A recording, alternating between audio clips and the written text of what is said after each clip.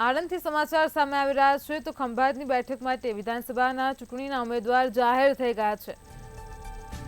ખંભાત વિધાનસભાની ચૂંટણી માટે કોંગ્રેસના ઉમેદવાર જાહેર થયા છે। કોંગ્રેસના ચિરાગ પટેલે રાજીનામું આપતા પેટા ચૂંટણી યોજાશે તો આણંદથી સમાચાર સામે આવી રહ્યા છે। ખંભાત વિધાનસભા બેઠક પર પેટા ચૂંટણી યોજાશે। કોંગ્રેસે ઉમેદવાર તરીકે મહેન્દ્રસિંહ પરમારની પસંદગી કરી છે તો ખંભાત વિધાનસભા બેઠક પર પેટા ચૂંટણીનો દોર જોવા મળશે। સમાચાર સામે આવી રહ્યા છે આણંદથી ખંભાત વિધાનસભાની ચૂંટણી માટે કોંગ્રેસના ઉમેદવાર જાહેર થઈ ચૂક્યા છે તો કોંગ્રેસના ચિરાગ પટેલે રાજીનામું આપતા પેટા ચૂંટણી યોજાશે। ખંભાત વિધાનસભા બેઠક પર પેટા ચૂંટણી યોજાશે તો આણંદથી સમાચાર સામે આવી રહ્યા છે। કોંગ્રેસે ઉમેદવાર તરીકે મહેન્દ્રસિંહ પરમારની પસંદગી કરી છે। जी महेंद्र सिंह, कांग्रेस पार्टी आपने खंभात ना उम्मीदवार जाहिर करे शू कहो?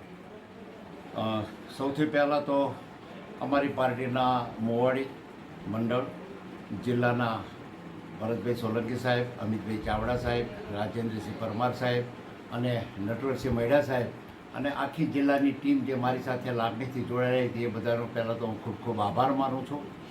સાથે મારી ખંભાતની ટીમ, ખંભાત શહેર કોંગ્રેસ સમિતિ, તાલુકા કોંગ્રેસ સમિતિ અને ખંભાતને આમ જનતાનો પણ હું આ ઘડીએ આભાર વ્યક્ત કરું છું। તમે કેવી રીતે જુઓ છો આ ઇલેક્શન? આ ઇલેક્શન એ ખરેખર રેગ્યુલર ઇલેક્શન નથી।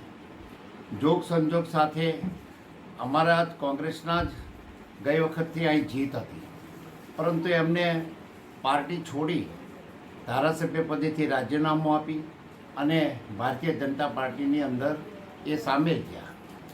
ત્યારે આવી આ પરિસ્થિતિની અંદર પેટા ચૂંટણી આવી રહી છે અને આ પેટા ચૂંટણીમાં ખંભાતની આમ જનતા, ખંભાતની જનતા જનાર્દન હંમેશા માટે પક્ષ પલટવું હોય કે પછી પાર્ટી બદલવું હોય અને ક્યારેય એ સહન કરી શકતી નથી।